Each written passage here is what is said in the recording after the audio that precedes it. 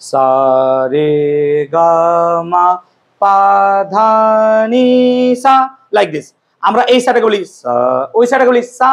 তাহলে এই সা থেকে ওই সা যে গেলাম, এটা এই নিচের সাটা হচ্ছে 128 হার্টজ, লাইক সা। আর ওই সাটাতে গেলাম সা, তাহলে ওটা হলো 256 হার্টজ, ডবল হয়ে যায়। এটা বলি অক্টেভ, অষ্টক উঠে যাওয়া, একটা সুর উপরে উঠলাম। এরকম করে আমি যত সুর উপরে উঠবো, গিটারে দেখবে ফ্রেটস আছে, ফ্রেটসের যত নিচের দিকে নামবে তোমার সুর আরো চড়া হতে থাকবে, টিউন আরো ফাইন হতে থাকবে। হারমোনিয়ামও তাই হবে, তুমি দেখবে তাই হয়।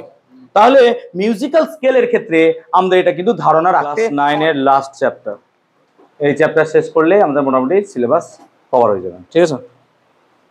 শব্দ কাকে বলে, মানে পাতি কথায় যদি বলি আমরা, যা কানে শুনি তাই শব্দ, ভাই সিম্পল কথা, তাই না? যা কানে শুনি তাই শব্দ। কিন্তু এই শব্দের উৎস কোথায়, শব্দটা উৎপত্তি হয় কেন? যেমন ধরো আমাদের এই কোচিং এ এখন যদি দেখি ফ্যান চলছে, তার জন্য তখন একটা আওয়াজ হচ্ছে, যে কোনো জায়গায় কিছু আওয়াজ পাচ্ছি আমরা। কিন্তু সব জায়গায় কি আওয়াজ হচ্ছে? লাইক আমি যদি হাতটা এরকম ভাবে নড়ে আওয়াজ হচ্ছে না, কিন্তু হাতটা যদি খুব জোরে করি তখন দেখবো এখানে হাওয়া, একটা হালকা আওয়াজ হচ্ছে। তো এরকম কেন হচ্ছে? শব্দ তাহলে কোথা থেকে উৎপন্ন হয়? তাহলে একটা পাতি কথা এরকম বলতে পারি আমরা, যে যখন আমরা হাতটা ঘোরাচ্ছি তখন শব্দ তৈরি হচ্ছে, যে শব্দটা আমরা শুনতে পাচ্ছি। আর কিছু কিছু শব্দ আছে যেগুলো আমরা শুনতে সত্যি পাই না। তাই শব্দকে 3 ভাগে ভাগ করি অ্যাকচুয়ালি আমরা।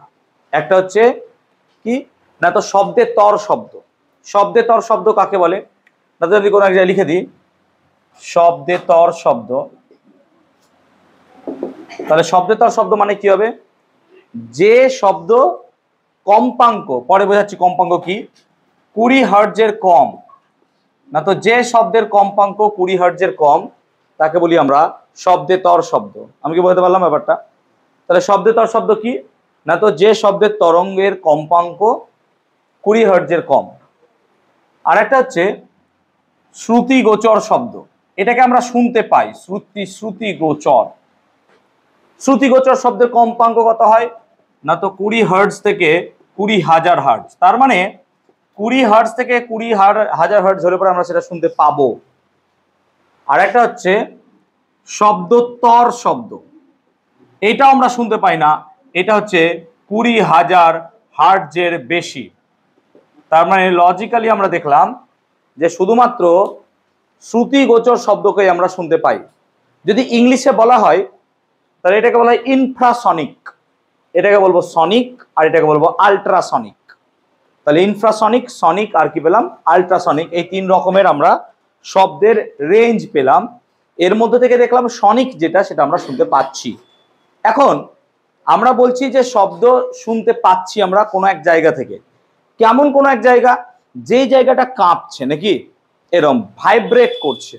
তাহলে অ্যাকচুয়ালি শব্দের উৎস যদি বলা হয় এনি ভাইব্রেটিং বডি, এগুলো সবই শব্দ। এই যেখানে লেখা আছে এগুলো সবই শব্দ, কিন্তু আমাদের কান শুধুমাত্র এইটা শুনতে পাই বলে আমরা এটাকে শব্দ বলি, বাট বাকিগুলোও সব শব্দ। এগুলো আমাদের কান ধরতে পারে না, কারণ আমাদের কানের একটা নির্দিষ্ট রেঞ্জ আছে। যেমন ধরো তোমরা পড়েছো গ্রিন হাউস ইফেক্টের ক্ষেত্রে যে সূর্য দ্বারা প্রতিফলিত রশ্মি অবলোহিত রশ্মিতে পরিণত হয় নাকি।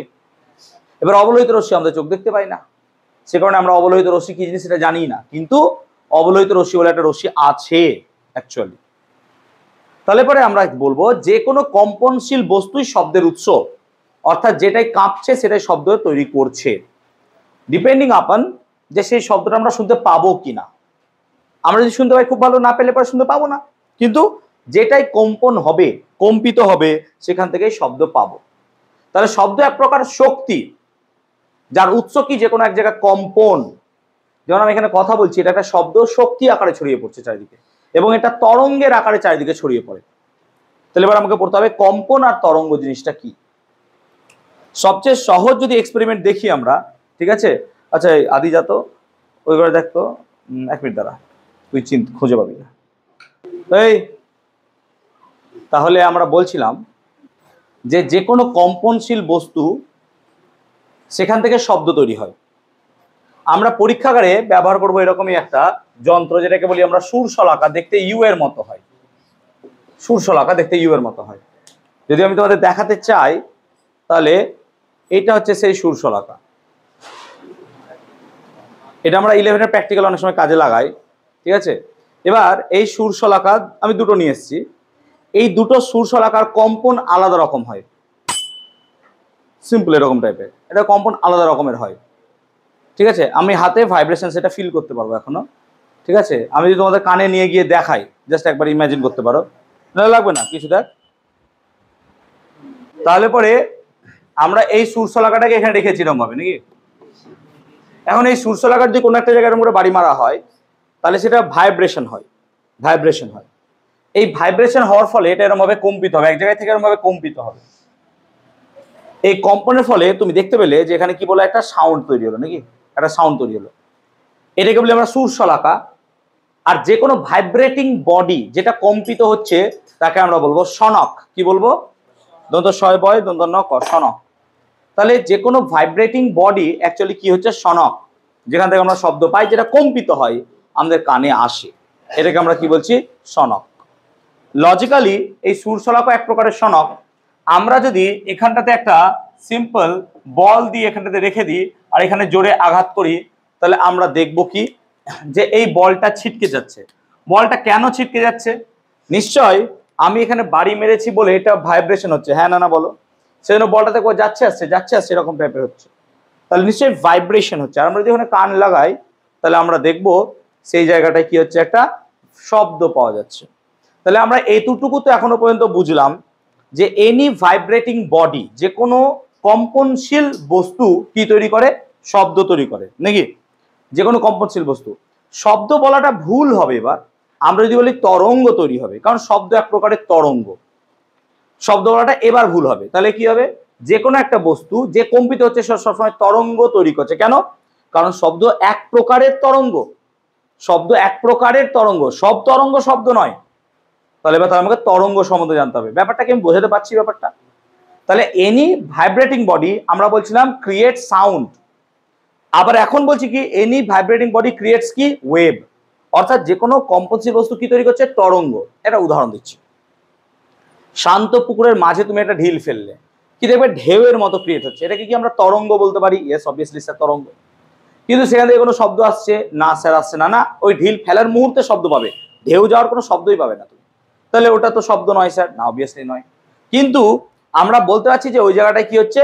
একটা তরঙ্গ পাচ্ছি। তাহলে আমরা এরকম ভাবে ভাবতে পারি, জাস্ট মোটা মোটা বলতে গেলে, যে কোনো কম্পনশীল বস্তু থেকে আমরা তরঙ্গ পাই। তাহলে তরঙ্গ কাকে বলে? তরঙ্গ হচ্ছে একটা আলোড়ন যা শক্তিকে এক স্থান থেকে অন্য স্থানে নিয়ে যায়। তরঙ্গ একটা আলোড়ন যা শক্তিকে এক স্থান থেকে অন্য স্থানে নিয়ে যায়। যেমন আমি এখানে কথা বলছি, এই কথা বলার ফলে শব্দ শক্তি এক স্থান থেকে অন্য স্থান যাচ্ছে বাই এয়ার, শূন্য মাধ্যম বা বায়ু মাধ্যমের মধ্য দিয়ে। শূন্য মাধ্যম বলাটা ভুল, বায়ু মাধ্যমের মধ্য দিয়ে। এখন তরঙ্গকে আমরা দুভাগে ভাগ করব, একটাকে বলবো তড়িৎ চুম্বকীয় তরঙ্গ, আর একটাকে বলবো কি না তো হচ্ছে স্থিতিস্থাপক তরঙ্গ। তাহলে তরঙ্গ দু রকমের, একটা তড়িৎ চুম্বকীয় তরঙ্গ, একটা স্থিতিস্থাপক তরঙ্গ। তড়িৎ চুম্বকীয় তরঙ্গ কাকে বলে? না তো যে তরঙ্গের মাধ্যমের কোনো প্রয়োজন নেই, মাধ্যম নিষ্প্রয়োজন, কোনো মাধ্যমের প্রয়োজন নেই। তাহলে মাধ্যমের কোনো প্রয়োজন নেই, মাধ্যম নিষ্প্রয়োজন, তাকে বলবো আমরা তড়িৎ চুম্বকীয় তরঙ্গ। যেমন সূর্য থেকে পৃথিবীতে যে আলো আসছে, সেই আলোটা শূন্য মাধ্যমের মধ্য দিয়ে আসছে। যেমন সূর্য আর পৃথিবীর মাধ্যমে মাঝে কি কোনো মাধ্যম আছে? কোনো মাধ্যমই নাই স্যার, শূন্য মাধ্যম তো। কিন্তু দেখো আলো দিব্যি সুন্দর সূর্য থেকে পৃথিবীতে চলে আসছে, কিন্তু সূর্যের মধ্যে তো বিশাল বিস্ফোরণ হচ্ছে, কিন্তু সেই শব্দ একটাও আমরা কি শুনতে পাচ্ছি?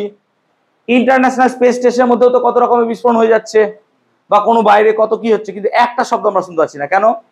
কারণ শব্দ চলাচলের জন্য মাধ্যমের প্রয়োজন। সেই জন্য বলবো আমরা স্থিতিস্থাপক তরঙ্গের মাধ্যম প্রয়োজন। সেই জন্য শব্দ তরঙ্গ কি হবে? স্থিতিস্থাপক না তড়িৎচুম্বকীয় তরঙ্গ? অবভিয়াসলি স্থিতিস্থাপক তরঙ্গ। কেন? স্থিতিস্থাপক তরঙ্গ চলাচলের জন্য কিসের দরকার? মাধ্যম। আর শব্দ চলাচলের জন্য কি দরকার? মাধ্যম। সেই জন্য শব্দ তরঙ্গ অবভিয়াসলি কি হবে? একটা স্থিতিস্থাপক তরঙ্গ। তাহলে স্যার তড়িৎচুম্বকীয় তরঙ্গের উদাহরণ কি হবে? না তো মাথায় রাখবে তড়িৎচুম্বকীয় তরঙ্গের উদাহরণ কি হবে? সিম্পল স্যার, আলো। আলো একটি তড়িৎচুম্বকীয় তরঙ্গের উদাহরণ। তড়িৎচুম্বকীয় তরঙ্গের ক্ষেত্রে তড়িৎ ক্ষেত্র আর চৌম্বক ক্ষেত্র লম্বভাবে থাকে। তড়িৎ ক্ষেত্র আর চৌম্বক ক্ষেত্র দিয়ে তৈরি হয়। কেমন ভাবে? ধরো আমি যদি এক্স আর ওয়াই অ্যাক্সিস বলি, তোমরা হয়তো পড়েছো, তোমাদের স্যার পড়িয়েছেন, first quadrant, second quadrant, third quadrant, fourth quadrant, নাকি এগুলো পড়েছো সবই। এখন তুমি যদি দেখো এটা ধরো এক্স অ্যাক্সিস আর এটা ধরো ওয়াই অ্যাক্সিস, আমি যদি এইভাবে রাখি তাহলে জেড অ্যাক্সিস কোন দিকটা হবে, এই বরাবর, নাকি ওপরের দিকে বা নিচের দিকে হতে পারে এটা। তার মানে এক্স অ্যাক্সিস বরাবর আমার কি হচ্ছে, তড়িৎ ক্ষেত্র কম্পিত হচ্ছে লাইক দিস, এইভাবে। আর ওয়াই অ্যাক্সিস বরাবর ধরো চৌম্বক ক্ষেত্র কম্পিত হচ্ছে। তাহলে তড়িৎ চুম্বকীয় তরঙ্গটা তৈরি হবে এই জেড অ্যাক্সিস বরাবর, আমার মাথার উপর দিয়ে চলে যাবে বা নিচ দিয়ে যাবে। তার মানে তিনটে, অর্থাৎ X axis Y axis both are perpendicular, দুজনে কি আছে, লম্ব।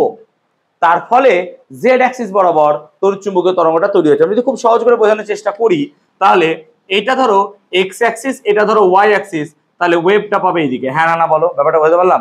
তাহলে এক্স অ্যাক্সিস ওয়াই অ্যাক্সিস বরাবর তুমি এইভাবে পেতে পারো, বা এইভাবে ভাবতে পারো যে একটা তরঙ্গ ওপরে এইভাবে যাচ্ছে আর একটা তরঙ্গ এইভাবে যাচ্ছে। ব্যাপারটা বুঝতে পারছো, যে একটা তরঙ্গ এই বরাবর যাচ্ছে প্লেন, আর একটা তরঙ্গ এইভাবে যাচ্ছে, নাকি? তাহলে পারপেন্ডিকুলার কোন দিকে হবে, এদিকে, তাহলে এই দিক দিয়ে তরঙ্গ বেরিয়ে যাবে। তাই তড়িৎ চুম্বকীয় তরঙ্গ তড়িৎ ক্ষেত্র আর চৌম্বক ক্ষেত্রের মিলিত ফল আমরা এইভাবে ব্যাখ্যা দিতে পারি। স্থিতিস্থাপক তরঙ্গের ক্ষেত্রে মাধ্যমের দরকার হয়, অর্থাৎ কোনো মাধ্যম ছাড়া যেতে পারে না। সে মাধ্যম কঠিন হতে পারে, সে মাধ্যম তরল হতে পারে, সে মাধ্যম গ্যাসীয় হতে পারে, মাধ্যম ছাড়া কিন্তু স্থিতিস্থাপক তরঙ্গ যেতে পারে না। আমরা আলোচনা করছিলাম কম্পন নিয়ে। What is vibration?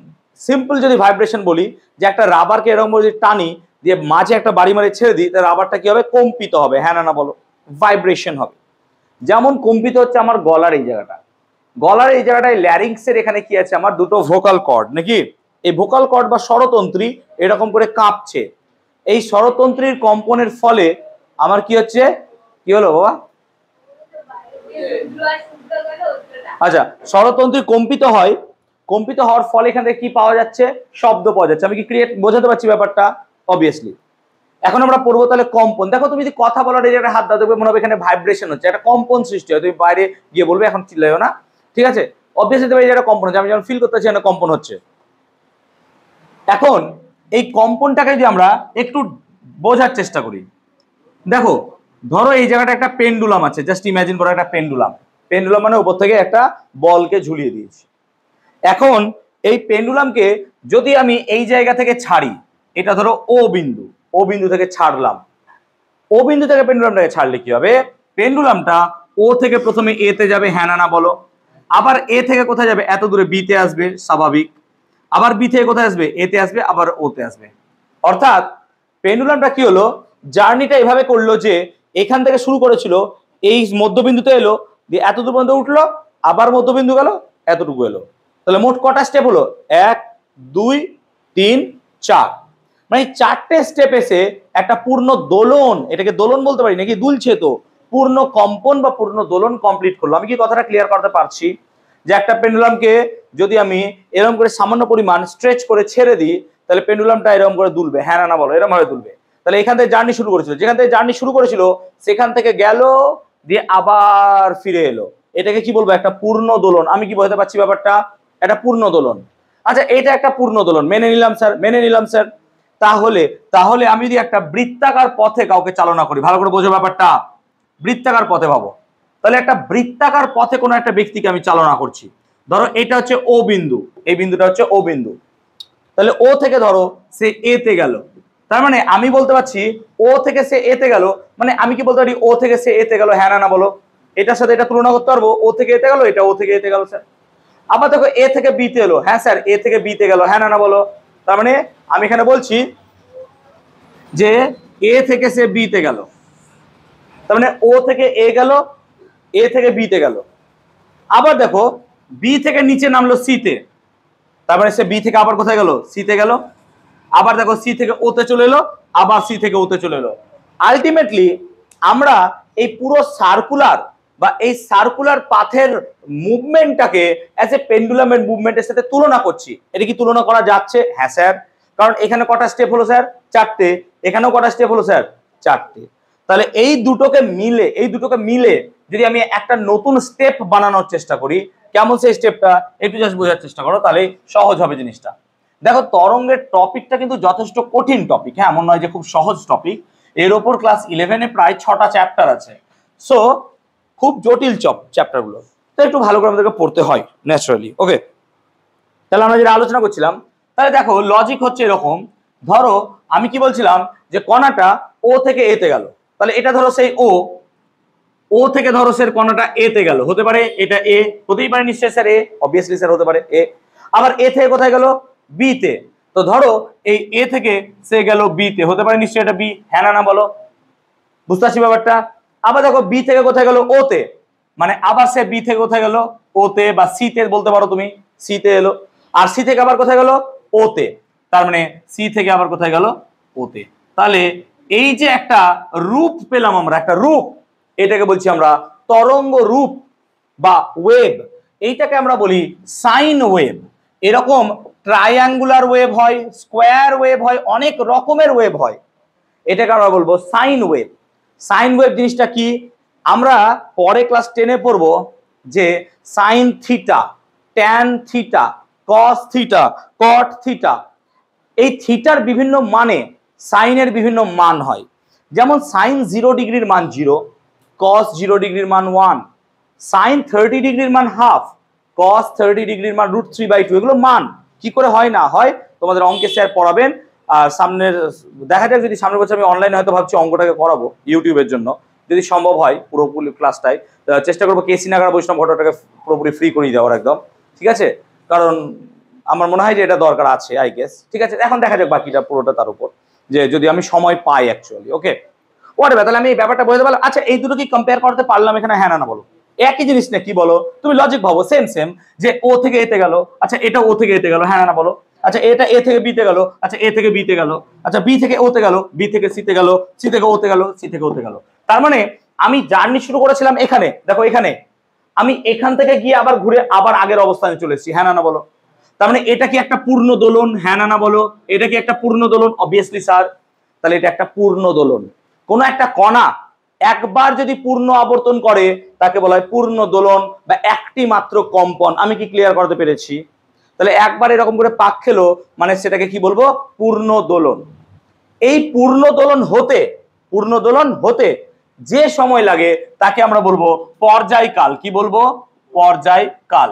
তাহলে একবার পূর্ণ দোলন হতে যে সময় লাগে তাকে কি বলবো, পর্যায়কাল। একবার পূর্ণ দোলন হতে যে সময় লাগে তাকে কি বলবো, পর্যায়কাল। আমি কি ক্লিয়ার করতে পারলাম?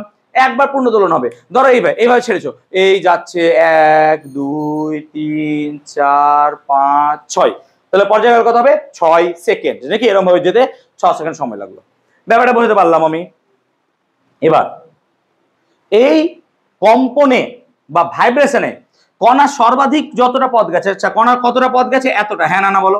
আর ওয়েভের ক্ষেত্রে দেখো এটা হচ্ছে তার সর্বাধিক পথ, হ্যাঁ না বলো, এর বেশি তার যায়নি, তাহলে এটাকে বলবো তার বিস্তার। তাহলে একটি কম্পনে কণা যতটা সর্বাধিক পথ অতিক্রম করে সাম্যাবস্থান থেকে, এটাকে বলা হয় সাম্যাবস্থান। কি বলা হয়, সাম্যাবস্থান। এটাকে কি বলবো, সাম্যাবস্থান। এই সাম্যাবস্থান থেকে সর্বাধিক যতটা পথ অতিক্রম করে তাকে বলবো বিস্তার। কি বলবো, বিস্তার। বিস্তারকে আমরা এ দিয়ে লিখি আর পর্যায়কালকে টি দিয়ে লিখি। তাহলে একটি কণা কম্পনে তার সাম্যাবস্থান থেকে সর্বাধিক যতটা পথ অতিক্রম করে তাকে বলবো তার বিস্তার।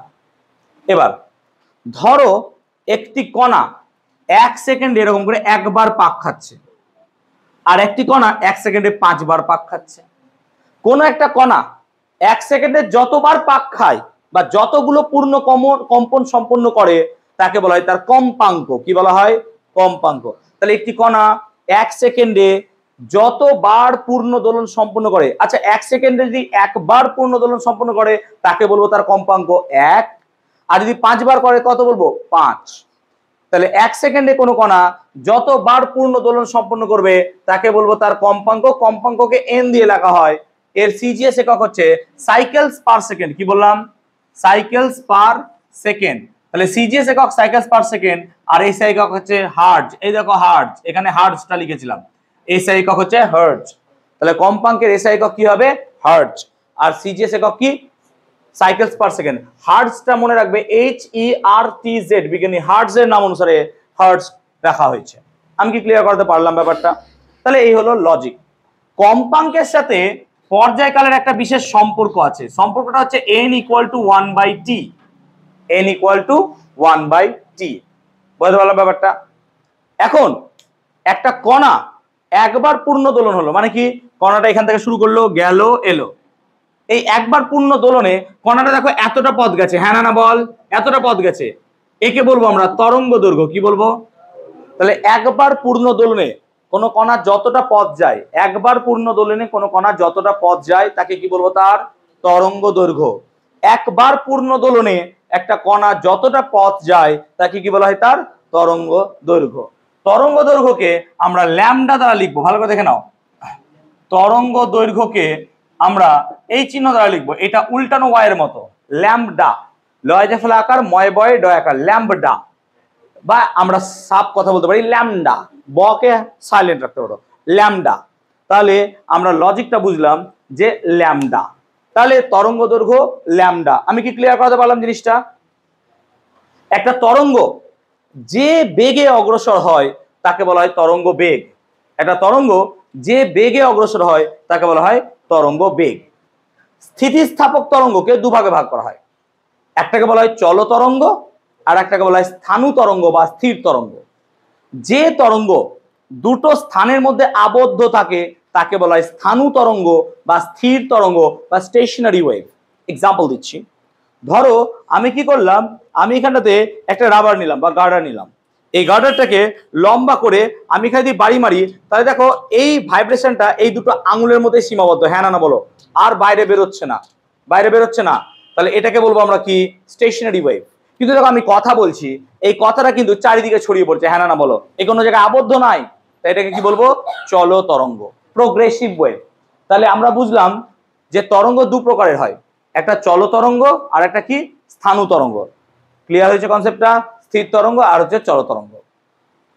তাহলে আমরা মোটামুটি তরঙ্গ সম্বন্ধে বুঝলাম, তরঙ্গের উৎস উৎপত্তি কিভাবে হয় না হয় এগুলো সব বুঝলাম। এখন আমরা তরঙ্গ বেগ, কম্পাঙ্ক আর তরঙ্গ দৈর্ঘ্য এই তিনটে সম্পর্ক বার করব, অর্থাৎ ভি, এন আর ল্যামডা। ভালো করে বোঝাবো, একটু বোঝার চেষ্টা করো। এটা কিন্তু ওই বড় প্রমাণ নয়, মুখে বা মাথায় বুঝতে হবে প্রমাণটা, তবে প্রমাণটা করতে পারবে, নাহলে পারবে না। একটু ভালো করে বোঝার চেষ্টা করি। দেখো দেখো, আচ্ছা তুমি বলো, আমাকে সম্পর্ক বানাতে হবে ভি, এন আর ল্যামডার মধ্যে, নাকি? আচ্ছা ভি মানে কি? বেগ, হ্যাঁ না বল। এন মানে কি? কি লিখলাম? কম্পাঙ্ক। আর ল্যামডা মানে কি? তরঙ্গ দৈর্ঘ্য। আমি কি ঠিক বলছি ব্যাপারটা?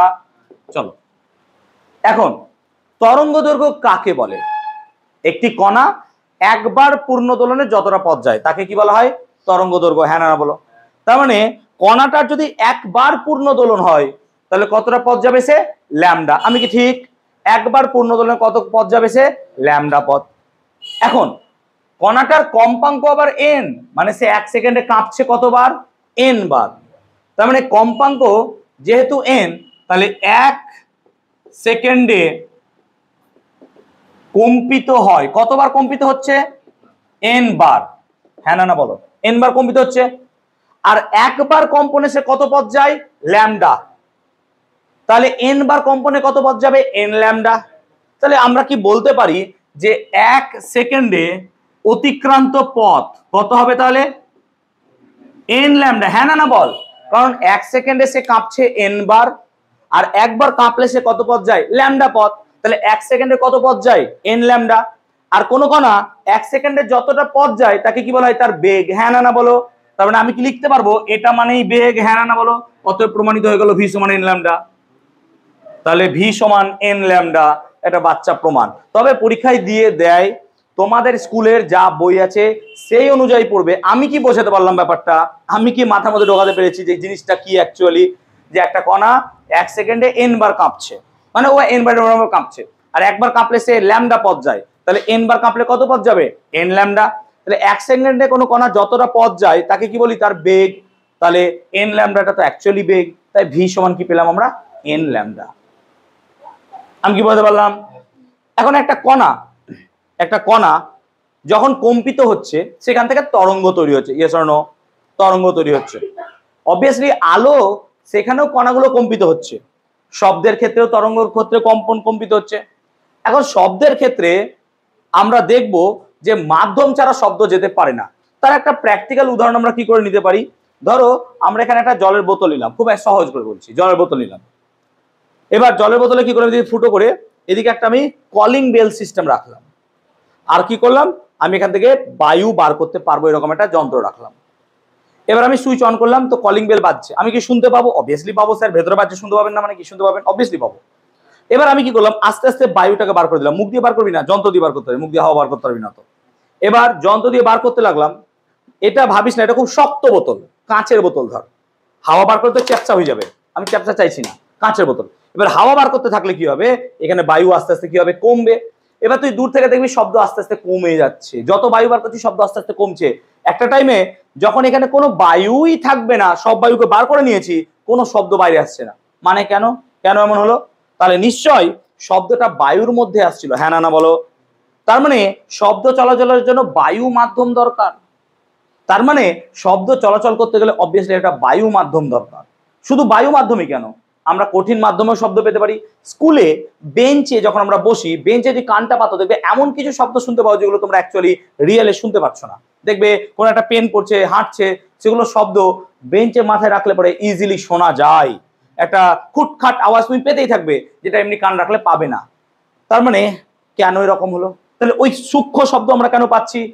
এর কারণটা যে কঠিনের মধ্যে শব্দের বেগ বেশি তরলের তুলনায়, আবার তরলের বেগ বেশি গ্যাসের তুলনায়। তাহলে শব্দের বেগ সবচেয়ে বেশি কোন মাধ্যমে? কঠিন মাধ্যমে। তারপর কোন মাধ্যমে? তরল, তারপর গ্যাস। খুব খারাপ না হলে পরে ইস্পাত, স্টিলের মধ্যে শব্দের বেগ 5000 মিটার পার সেকেন্ড, জলের মধ্যে শব্দের বেগ 1150 মিটার পার সেকেন্ড, আর বায়ুর মধ্যে শব্দের বেগ 330 মিটার পার সেকেন্ড। তাহলে বুঝতে পারছো পার্থক্য কি রকম? এই জন্য আমরা যদি একটা 1 কিলোমিটার লম্বা ফাঁপা পাইপ নিই, 1 কিলোমিটার লম্বা ফাঁপা পাইপ, এবার তোমরা বলো ওই লম্বা ফাঁপা পাইপের এক প্রান্তে যদি জোরে ক্ল্যাপ করি, অপর প্রান্তে কটা শব্দ পাবো? তোমার মনে হবে স্যার একটাই পাবেন, দুটো। কেন?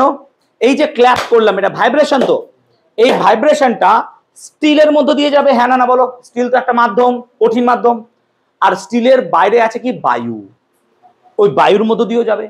এবার কে আগে যাবে? Sir still 5000 metre per second, ও হু হু করে শব্দ খানি চলে যাবে, আর বাতাসেরটা আস্তে আস্তে যাবে।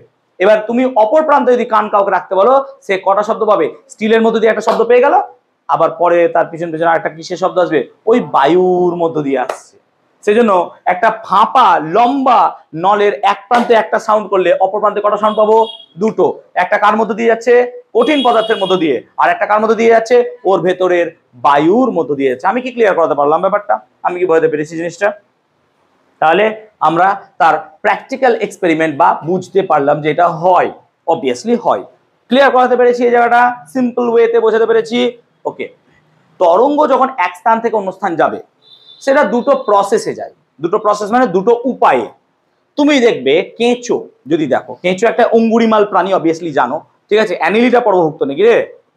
হ্যাঁ অ্যানিলিডা, অ্যানিলিডা তো অ্যানিলা। কারণ কি? তার আংটির মতো স্ট্রাকচার আছে, রিং লাইক স্ট্রাকচার। এবার কেঁচো যদি দেখো তার সিটা বা সিটি গমনাঙ্গর মধ্য দিয়ে যায়, তখন কি হয়? যে কিছু খণ্ডগুলো সংকুচিত হয়, কিছু খণ্ডগুলো কি হয়? প্রসারিত হয়। তাহলে এটা আবার সংকুচিত, এটা কি হবে? প্রসারিত। এটা আবার সংকুচিত, এটা প্রসারিত। অর্থাৎ কেঁচো যায় কেমন করে? সংকুচিত প্রসারিত হতে হতে, হ্যাঁ না না বলো? এইভাবেই তো কেঁচো যায়, কোনো জায়গায় সংকুচিত হলো, কোনো জায়গায় প্রসারিত হলো।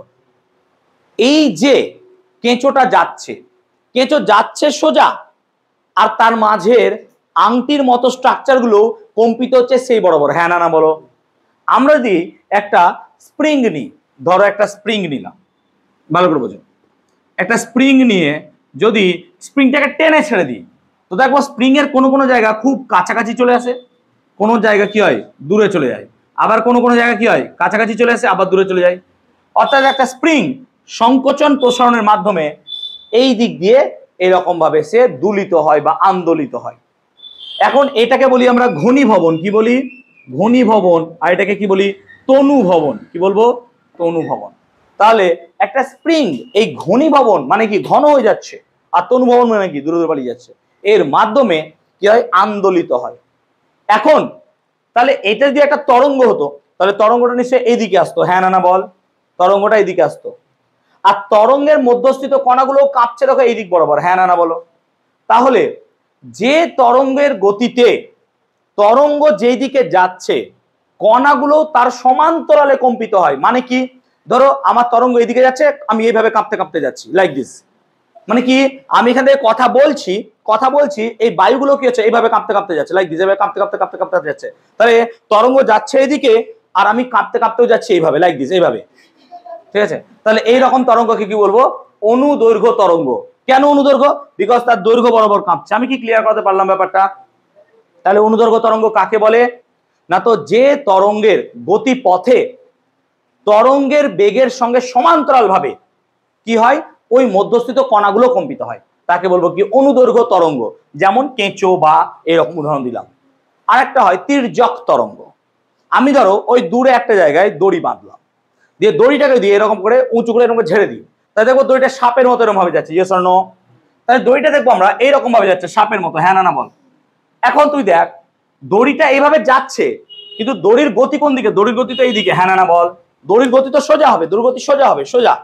কিন্তু দড়িটা কাঁপছে দেখ ওপর নিচে, হ্যাঁ না না বল। কোনো জায়গা উপরে যাচ্ছে, কোনো জায়গা নিচে। তাহলে দড়ির কম্পন দেখ এই বরাবর, আর আমার তরঙ্গ যাচ্ছে এই বরাবর, তাহলে মধ্যবর্তী কোণ কত? 90 ডিগ্রি। তাহলে যদি তরঙ্গ যেদিকে যাচ্ছে মাধ্যম মধ্যস্থিত কণাগুলো তার সঙ্গে লম্বভাবে কম্পিত হয়, তাহলে তরঙ্গ যেদিকে যাচ্ছে তার মধ্যস্থিত কণাগুলি যদি তার সাথে লম্বভাবে কম্পিত হয়, তখন সেই তরঙ্গকে বলবো তির্যক তরঙ্গ। আলোক তরঙ্গ একটা তির্যক তরঙ্গ, কিন্তু শব্দ তরঙ্গ একটা অনুদৈর্ঘ্য তরঙ্গ। আমি কি বলতে পারলাম এবার? তাহলে স্যার পুকুরে ঢিল ফেললাম, তার ফলে ঢেউ তৈরি হলো তরঙ্গ, সেটা কি তরঙ্গ? সেটা মিশ্র তরঙ্গ। কেন? উদাহরণ দিচ্ছি, ভালো করে বুঝবি জায়গাটা। এটা মিশনে বিশেষ করে কোশ্চেনটা দেয়, কারণ কি কোশ্চেনটার উত্তর একটু জটিল দেবে। জটিল নয়, সহজ, আমার কাছে তো সহজ সবই। এবার যখন আমি পুকুরে ঢিল দিলাম, ধর পুকুরে একটা বল পড়ে গেছে, এবার আমরা বলটাকে আনার জন্য ঢিল ফেলি, ইয়েস অর নো? এটা ন্যাচারাল, আমিও ছোটবেলায় তাই করেছি ভাই। এবার দেখবি ধর একটা থার্মোকলও ভাসছে, আমি যখন পুকুরে ঢিল মারবো দেখবি থার্মোকলটা কাছে চলে আসবে, হ্যাঁ না না বল। থার্মোকলটা কাছে আসবে না? আর থার্মোকলটা কাঁপবে ওপর নিচে, হ্যাঁ না না বল। তো দেখ তরঙ্গ যাচ্ছে এইদিকে, থার্মোকলও তরঙ্গের সঙ্গে সঙ্গে এগোচ্ছে, হ্যাঁ না না বল। তবে তো কাছে আসছে আমার, তাহলে এটা অনুদৈর্ঘ্য তরঙ্গ হলো, হ্যাঁ না না বল। আর শোলাটা কাঁপতে কাঁপতে আসছে, হ্যাঁ না না বল। তাহলে তরঙ্গ আসছে এদিকে, শোলা আপ ডাউনে কাঁপে, হ্যাঁ না না বল। এটা কি তরঙ্গ? তির্যক তরঙ্গ। তাহলে পুকুরে ঢিল ছোড়া তরঙ্গ কি তরঙ্গ? মিশ্র তরঙ্গ। সেখানে অনুদৈর্ঘ্য মিশে আছে, আর কি মিশে আছে? তির্যকও মিশে আছে। আমি কি ক্লিয়ার করতে পারলাম ব্যাপারটা? আমি কি বলতে পারলাম? তাহলে তরঙ্গ সম্বন্ধে সমস্ত জিনিস আমি বোঝাতে পারলাম। ক্লিয়ার হলো? ওকে, আমরা এবার পড়বো শব্দের ধর্ম বা বৈশিষ্ট্য। কটা বাজলো বাবা আদি? হ্যাঁ, 7টা বাজলো। আচ্ছা, শব্দের বৈশিষ্ট্য বা শব্দের ধর্ম। এখন দেখো, শব্দের অনেক রকম বৈশিষ্ট্যের মধ্যে একটা বৈশিষ্ট্য হচ্ছে শব্দের প্রতিফলন। শব্দ প্রতিফলিত হতে পারে। যেমন ধরো তুমি যদি পাহাড়ের মাঝে যাও, দিয়ে তুমি তোমার নামটা ডাকো, যে অমুক নাম ধরে ডাকলে দেখবে তার রিপ্লাই তোমরা সুন্দর পাও, তাই না? সুন্দর, এরকম করতেই পারি আমরা যদি হিল স্টেশনে বা এরকম কোনো জায়গায় যাই, ঠিক আছে? বা তুমি অনেক সময় দেখবে, হ্যাঁ ইকোর কথাটা আসছি পরে, তার মানে শব্দ আসতে কি এত কথা হয় তোমাদের মধ্যে? শব্দ যদি কোনো প্রতিবন্ধকতা পায়, বাধা পায়, তাহলে সেইখান থেকে শব্দ আবার ফিরে চলে আসে। শব্দ সেখান থেকে আবার ফিরে চলে আসে। এক্সাম্পল দিচ্ছি, ধরো আমি এই জায়গাটা একটা গুলি চালালাম করে, এই গুলি চালালাম, দূরে একটা জায়গায় দেওয়াল আছে, সেই শব্দটা দেওয়ালে গেল, দিয়ে আবার কি হলো? ফেরত চলে এলো। এটাকে বলবো শব্দের প্রতিফলন। আমরা যদি দেখি শব্দের প্রতিফলনের প্র্যাকটিক্যালি যে এটা কিভাবে সম্ভব হয় অ্যাকচুয়ালি, তো এটা আমরা বাড়িতে করে দেখতে পারি। কিভাবে? ধরো বাড়িতে একটা দরজা আছে, যেমন আমাদের এই দরজাটা দেখো। এবার ধরো এই দরজার সাথে আমি একটা অ্যাঙ্গেল করে শব্দ ছুড়বো, অ্যাঙ্গেল করে। তাহলে যেহেতু আমি এখান থেকে শব্দ ছুড়ছি, তাহলে শব্দটা কি বাইরে যাওয়া উচিত? না, আসার উচিত নয়। তাহলে দেখবো শব্দটা বাইরে যাওয়া উচিত ছিল না এই জায়গাটায়, কিন্তু শব্দ কি হবে? এখান থেকে গিয়ে কোন করে দরজায় পড়বে, দিয়ে কোথায় চলে যাবে? বাইরে চলে যাবে, হ্যাঁ না না বলো? এক্সাম্পলটা এইরকম, যেটা আমি দেখানোর চেষ্টা করছি। ধরো এই জায়গাটা একটা দেওয়াল আছে, বড় মোটা উঁচু দেওয়াল, মানে এর সাথে এর কোনো কানেকশনই নাই। আর আমি কি করলাম? এখানে আর একটা দেওয়াল রাখলাম। এবার আমি যদি শব্দকে এম করে এখানে মারতে পারি, তাহলে শব্দ দেখবো এইভাবে বেরিয়ে যাচ্ছে। অর্থাৎ এখানে শব্দ করলে এখানে কান রাখলে শব্দ ইজিলি শোনা যাবে। তো এটাকে কি বলবো? শব্দের প্রতিফলন। শব্দ প্রতিফলিত হতে পারে। শব্দের প্রতিফলনের এটা হচ্ছে তার বাস্তব উদাহরণ, যে আমরা যদি সব জানলা দরজা বন্ধ রাখি, সেই শব্দ বাইরে যতটা না যাবে, খোলা রাখলে কি হবে? বেশি যাবে। কেন? প্রতিফলিত হয়ে বেরিয়ে পালিয়ে যাবে। ব্যাপারটাকে বলতে পারলাম। আর তাছাড়া জানলা দরজা খোলা রাখলে সোজা শব্দ বেরিয়ে যাবে। আমি কি ক্লিয়ার করাতে পেরেছি কনসেপ্টটা? তাহলে শব্দের প্রতিফলন হলো। শব্দের প্রতিফলনের বাস্তব উদাহরণ হচ্ছে কি? স্টেথোস্কোপ। স্টেথোস্কোপটা কি? ডাক্তাররা দেখবে গলায় একটা পট্টার মতো পরে, ঠিক আছে, কানে দেয় সেটা, আর তার সামনে একটা প্যাড মতো থাকে। যদি সিচুয়েশনটা দেখতে চাও তাহলে লাইক দিস, এরকম টাইপের হচ্ছে স্ট্রাকচারটা, নাকি এরকম টাইপের হয়?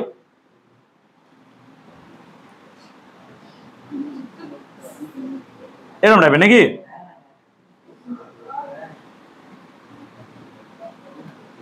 এরকম একটা প্যাড থাকে, ঠিক বলছি তো?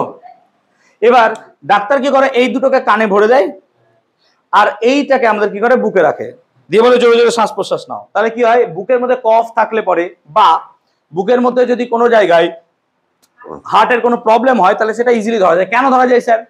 তোমরা দেখবে ইয়ারফোন দু রকমের হয়। একটা ইন এয়ার, মানে কানের ভিতরে ঢুকে যায়, আর একটা বাইরে এখানটাতে থাকে। Yes or no? দু রকমের হয়। এবার ইন এয়ার যদি কানে ঢুকিয়ে দাও, তুমি বাইরের আর কিছু শব্দ শুনতে পাবে না।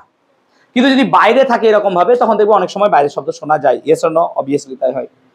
এইটা কি হয়? ইন ইয়ার, মানে এইভাবে ঢুকিয়ে দিলি কানে, মানে ও বাইরের শব্দ আর শুনতে পাবি না। এর নয়েজ ক্যান্সেলেশন দেওয়া আছে। ধর বাইরের শব্দ শুনতে পাচ্ছিস না, এবার এখানে যা শব্দ হচ্ছে সব শব্দ রিফ্লেক্ট হয়ে এখানে চলে যাচ্ছে। এবার এখানে যদি ছোট থেকে ছোট শব্দ দেওয়া যায়, সব শব্দ রিফ্লেক্ট হয়ে কানে বলছে। আমি ধর এখানে কথা বলছি এত জোরে, এই পুরো কথাটা যদি আমি পাইপের মাধ্যমে তোর কানে বলতাম, তোর কানের কি অবস্থা হতো এখন? তারা লেগে তো কানে বিরক্ত লাগতো, তাই না? কারণ আমি এত জোরে চিৎকার করছি এখন। আস্তে ক্লিয়ার হয়েছে? তাহলে এখানেও ক্ষুদ্রাতি ক্ষুদ্র শব্দ, অল্প মৃদু শব্দ কানে বিশাল জোরে আছে। সেই জন্য ডাক্তাররা কি করে? স্টেথো বুকে লাগায়, ঠিক আছে? আগেকার কালে, ঠিক আছে, আগেকার কালে স্টেথো ছিল না, তখন ডাক্তাররা কি করতো? কান লাগাতো বুকে, কান লাগিয়ে দেখতো। বল ছেলেদের মনে খুশি হয়ে যাবে নাকি? স্যার এটাই ভালো ছিল, স্টেথো কেন আবিষ্কার হলো? তাহলে আমরা সবাই ডাক্তার হয়ে যেতাম। আমরা ডাক্তাররা সবচেয়ে বেশি স্টেথোস্কোপ আবিষ্কর্তাকে গাল দিয়েছে। কেন? যে তুই কেন এটা আবিষ্কার করছিস? আমরা সুন্দর কান রাখতে পারতাম, দেখতাম কি হচ্ছে না হচ্ছে ভিতরে। What ever, the very bad thing, what ever, just jokes apart, ঠিক আছে? ওকে, ঠিক আছে। সো তখন দেখতাম সব ছেলে বলছে আমরা ডাক্তার স্যার, কিছু না, ইঞ্জিনিয়ার অবস্থা, আমি স্যার ডাক্তার, আমি স্যার ডাক্তার, ডাক্তারই হবো, হোয়াটএভার। সো দিন দিন যত এগিয়েছে আমরা সায়েন্সে, প্লিজ রং করো না, সায়েন্সে তত আমরা ইউজ শিখেছি, যেটা আগে পারতাম না। তো স্টেথোস্কোপ অবভিয়াসলি ডাক্তারি জগতে একটা বিশাল আবিষ্কার, ঠিক আছে? যদি বা তোমরা মনে মনে খিস্তি দেবে যে কেন কি দরকার আবিষ্কার না করলেই পারতিস বাবা, ঠিক আছে? So it's very good thing, obviously সেটা জোকস অ্যাপার্ট, এরকম কোনো ঘটনা না। এটা পড়ানোতে একটা মজা করার জন্য বললাম, ঠিক আছে? ইউটিউবে যারা দেখছো প্লিজ সিরিয়াসলি নেবে না, হয়তো এটা নিয়ে আমাকে মিম বানিয়ে ফেললো, হোয়াটএভার। সো এদিকে গেলাম, ঠিক আছে? স্টেথোস্কোপে তো একটা এক্সপেরিমেন্ট বুঝতে পারলাম, স্টেথোস্কোপের কনসেপ্টটা কি হয়েছে বাবা। এবার আসি প্রতিধ্বনিতে, ইকো। প্রতিধ্বনি কাকে বলে? এখন দেখো, আমি যদি পাহাড়ে যাই, পাহাড়ে গেলে পরে যদি আমরা হ্যালো বলি, সেই হ্যালোটা আবার রিফ্লেক্ট আমার কানে চলে আসে। অর্থাৎ ভালো করে বোঝো, ভালো করে বোঝো, আমি এখান থেকে একটা শব্দ করলাম, এখানে দাঁড়িয়ে একটা শব্দ করলাম, একটা গুলি চালানোর শব্দ। এই শব্দটা কি বলছো? কি সমস্যা হয়েছে বাবা? এই শব্দটা এখানে গেল, দিয়ে আবার রিফ্লেক্সড বা প্রতিফলিত হয়ে আমার কানে আলাদাভাবে পৌঁছালো। আলাদাভাবে মানে ওই শব্দের সঙ্গে নয়। যেমন ধরো আমি এখানে কথা বলছি হ্যালো, এই শব্দের কি রিফ্লেকশন পাওয়া গেল? না। কারণ কি? এই শব্দটা আমার কানে ওই শব্দের সঙ্গে সঙ্গে ঢুকে গেল। এবার আমার যদি ঘরটা দূরে হতো, তাহলে শব্দ যেতে আর আসতে সময় লাগতো, এবং তারপর কানে এসে পৌঁছাতো।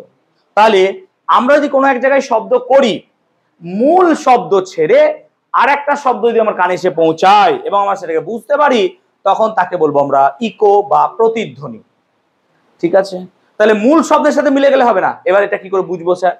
আমাদের মস্তিষ্ক একটা শব্দকে 1-10 সেকেন্ড ধরে রাখতে পারে। আমাদের মস্তিষ্ক একটা শব্দকে 1-10 সেকেন্ড ধরে রাখতে পারে। সেই রকম আমাদের চোখ একটা দৃশ্যকে 1-10 সেকেন্ড ধরে রাখতে পারে। এই 1-10 সেকেন্ডের মধ্যে অন্য ছবিকে যদি নিয়ে চলে এসো, হট করে দেখবো এই ছবি থেকে অন্য ছবি চলে গেল। সেই জন্য কতগুলো ছবিকে নিয়ে যদি আমরা ওই 1-10 সেকেন্ডের মধ্যে পাল্টাতে থাকি, তাহলে আমরা দেখবো সেই ছবিটা একটা চলচ্চিত্রের মতো। তাহলে আমাদের কানের মধ্যে বা মস্তিষ্কে একটা শব্দ 1-10 সেকেন্ড স্থায়ী হয়। এই ঘটনাটাকে বলা হয় শ্রুতি নির্বন্ধ। কি বলা হয়? শ্রুতি নির্বন্ধ। এখন আমি ধরো বললাম এখানে হ্যালো, এই হ্যালো বলা মাত্র আমার মস্তিষ্কে 1-10 সেকেন্ড পর্যন্ত এই হ্যালো কথাটা থেকে গেল। এবার আর একটা শব্দ হ্যালো যেটা আসছে সেটা যদি ওই 1-10 সেকেন্ডের মধ্যে চলে আসে আমরা তাহলে আর ধরতে পারবো না, কিন্তু আলাদা ভাবে যদি পরে আসে 1-10 সেকেন্ডের পর তখন সেটাকে আমরা বুঝতে পারবো। আমি কি ক্লিয়ার করতে পারলাম ব্যাপারটাকে? তার মানে আমি এখানে কি যদি কিছু বলছি যে এত কথা বলছি একটা ইকো কেন শুনতে পাচ্ছি না? কারণ আমি শুনতে পাচ্ছি না বিকজ আমার শব্দের সঙ্গে সঙ্গে সেই শব্দগুলো ফেরত চলে আসছে কানে। কিন্তু পৃথকভাবে কখন হবে? যদি দূরত্বটা বেশি হয়। তার মানে ইকো হতে গেলে এই দূরত্ব একটা জানতে হবে নাকি? আচ্ছা ধরো আমি জানতে চাইছি যে ন্যূনতম মিনিমাম কত দূরে একটা প্রতিফলক তল থেকে দাঁড়ালে আমরা সূত্র এই তোমার ইকো শুনতে পাবো, মানে দেওয়ালটা কত হতে হবে? দূরে হতে হবে। এবার মিনিমাম কত দূর? তো ধরো দেওয়ালটা মিনিমাম দূরত্ব হচ্ছে ডি, তাহলে শব্দ গেল ডি এলো ডি, তাহলে টোটাল পথ কত গেল? Yes or no? এই 2D পথ গেল। শব্দের বেগ যদি ভি হয় আর সময় যদি টি হয় তাহলে সরণ ইকুয়াল টু কত? বেগ ইন্টু সময়, তাহলে 2D ইকুয়াল টু ভিটি হতে বাধ্য। হ্যাঁ না না বলো? 2Dটা টোটাল পথ অর্থাৎ গেল ডি। কিছু হয়েছে? নাক্ষীর কি সমস্যা? অনেকক্ষণ ধরে দেখছি কিছু হয়েছে মনে হচ্ছে। বাড়ি যাবে নাকি? ভালো লাগছে না? দেখো তাহলে এখান থেকে ডি গেল, এখান থেকে ডি ফেরত এলো, তাহলে টোটাল পথ কত গেল? 2D। বেগ কত? ভি আর সময় টি। এখন বায়ুতে শব্দের বেগ এখন লিখেছিলাম কত? 330 metre per second. Yes or no? তাহলে 330, তোমাদের বইয়ে যদি 32 থাকে তোমরা তাই লিখবে, নালে বলবে যে 332 আছে বইয়ে, তুমি কেন 330 লিখলে দিয়ে কেটে দেবে, দরকার নাই, বইয়ে আছে। কিন্তু এটা 330 হয়, 328 হয়, 332 হয়, 334 হয়, ডিপেন্ড করছে কেমন ময়েশ্চার আছে, কেমন কি আছে তার উপর। শব্দের বেগ ফিক্সড নয়, ডিপেন্ড করে কিসের ওপর? ডিপেন্ড করে আর্দ্রতার উপর, কতটা জলীয় বাষ্প আছে, কতটা প্রেসার আছে, কি আছে, এগুলো সবার উপর ডিপেন্ড করে। হোয়াটএভার। আচ্ছা টি কত? আচ্ছা কতক্ষণ পর আমাকে শুনতে হবে এটা? 1-10 সেকেন্ড নাকি? তার মানে ইন্টু কত করবো? 1-10 2D, 33 সমান 2D, অতএব ডি সমান 33/2। তাহলে 33/2 মানে কত হবে? 16.5 মিটার। তার মানে আমার প্রতিফলক তল থেকে মিনিমাম কত দূরত্ব হতে হবে? 16.5 মিটার। 16.5 মিটার দূরত্ব হয়ে গেলে পরে আমরা ইকো শুনতে পাবো। এই ঘর থেকে ওই দেওয়ালটা কি 16.5 মিটার? কোনোদিনই নয় স্যার, সেজন্য ইকো আসছে না। যদি দেওয়ালটা 16.5 মিটার দূরে বা তার বেশি হতো তাহলে অবভিয়াসলি ইকোটা আমরা পেতাম। আমি কি ক্লিয়ার করতে পেরেছি ব্যাপারটা, প্রতিধ্বনির কনসেপ্টটা? তাহলে প্রতিফলক তল থেকে মিনিমাম কত দূরত্ব হতে হবে? 16.5 মিটার, তবে আমরা কি পাবো? একটা প্রতিধ্বনি পাবো। এখন শব্দকে আমরা দুভাগে ভাগ করব, একটাকে বলবো ক্ষণস্থায়ী শব্দ আর একটাকে বলবো বোধগম্য শব্দ। কি বললাম? ক্ষণস্থায়ী শব্দ আর বোধগম্য। দেখো ক্ষণস্থায়ী শব্দ কোনগুলো? পটকার শব্দ, একটা বোমার শব্দ, বন্দুকের গুলির শব্দ, এগুলোকে বলে ক্ষণস্থায়ী শব্দ। লাইক আমি ক্ল্যাপ করলাম, এটা হচ্ছে ক্ষণস্থায়ী শব্দ। এই যে আমরা পদাংশ যুক্ত শব্দ বলছি এগুলো বলে বোধগম্য শব্দ, কারণ এগুলো আমরা বুঝছি। আমরা যদি বলি বাবা, মা, এগুলো বুঝছি আমরা নাকি? এই শব্দ দ্বারা আমরা বুঝছি, সেই জন্য আমরা এগুলোকে বলবো পদাংশ যুক্ত শব্দ, আর এগুলোকে কি বলবো? কি বলবো বলো? বোধগম্য শব্দ। এখন তোমরা জানো যে মা, এই মা কথাতে একটি মাত্র পদ আছে, বা আমরা বলতে পারি একটি দল আছে, রুদ্ধ দল আর মুক্ত দল, জানি না পড়েছো কিনা। ঠিক আছে, মা এটা মুক্ত দল, লাস্টে যদি স্বরবর্ণ হয়। যেমন ধরো বাবা, এটা কত দল আছে? দুটো দল আছে, দুটোই মুক্ত দল। হ্যাঁ না না বলো? তাহলে এটা দুটো পদ আছে। হ্যাঁ না না বল? তাই না? দুটো পদ আছে, বাবা বলছি, তাই না? যেমন এখানে একটা উদাহরণ নিচ্ছি আমি, ধরো সুরজিৎ, তাহলে আমি যদি সুরজিৎ চয়েস করি তাহলে কি হবে? দেখো একটা হবে সু, হ্যাঁ না না বলো? একটা রো আর একটা কি জিৎ, সুরজিৎ। তার মানে এটা তিনটি পদ যুক্ত। আমি কি বলতে পারছি ব্যাপারটা? তেমনি তুমি যদি বিবেকানন্দ নাও তাহলে একটা হবে বি বে কা নন দো, চারটে পদ আছে, তাই না? বিবেকানন্দ।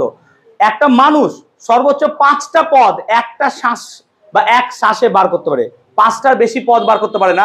যদি আমার বাংলা ক্লাস করানো উচিত নয়, আমি বাংলা ক্লাস করিয়ে দিচ্ছি, ঠিক আছে? একটা 5-এর বেশি পদ বলতে পারে না, ঠিক আছে? এখন আমরা দেখলাম যে মানুষের শ্রুতি নির্বন্ধ কতক্ষণ, 1/10 সেকেন্ড। কিন্তু এই শ্রুতি নির্বন্ধ 1/10 সেকেন্ড এটা ক্ষণস্থায়ী শব্দের ক্ষেত্রে, কোন ক্ষেত্রে, ক্ষণস্থায়ী শব্দের ক্ষেত্রে। ক্ষণস্থায়ী শব্দ কোনগুলো, গুলির শব্দ, পটকার শব্দ, এগুলোকে বলি আমরা কি, ক্ষণস্থায়ী শব্দ। কিন্তু এই যে পদাংশযুক্ত শব্দ, যেমন আমরা কি বলছি মা, বাবা, সুরজিৎ, এগুলোর ক্ষেত্রে শ্রুতি নির্বন্ধ হচ্ছে 1/5 সেকেন্ড। এক্ষেত্রে শ্রুতি নির্বন্ধ কত, শ্রুতি নির্বন্ধ হবে 1/5 সেকেন্ড, আরো কম। যেমন ধরো আমি যদি মা কথাটা উচ্চারণ করি মা, তাহলে এই মা কথাটার ক্ষেত্রে আমরা যতটা মিনিমাম ডিস্টেন্স দরকার যাতে করে আমরা কি শুনতে পাবো, প্রতিধ্বনি শুনতে পাবো, মা শব্দের প্রতিধ্বনি। মা শব্দের প্রতিধ্বনির কথা বলছি আমরা, গুলির শব্দ নয়। কিন্তু গুলির শব্দ হলে কত হবে, 16.5 মিটার, এক্ষুনি বার করলাম। কিন্তু আমরা পদাংশ কথা বলছি, পদাংশ, মা, মায়ের কথা বলছি মা, তাহলে কত হবে, সিম্পল ফর্মুলা কি ছিল, যদি একটি মাত্র পদ হয়, একটি পদ যুক্ত শব্দের ক্ষেত্রে ভাবো, তাহলে একটি পদ যুক্ত শব্দের ক্ষেত্রে হবে 2d = vt, হ্যাঁ না না বলো। আবার ভি কত, না তো স্যার ভি তো 330, আর টি কত স্যার 1/5, হ্যাঁ না না বল। তাহলে 2d, অতএব d সমান কত, 330/10, কেন এটা d কে নিচে গুণ করে 10 করলাম, তার মানে d সমান কত হবে, 33 মিটার।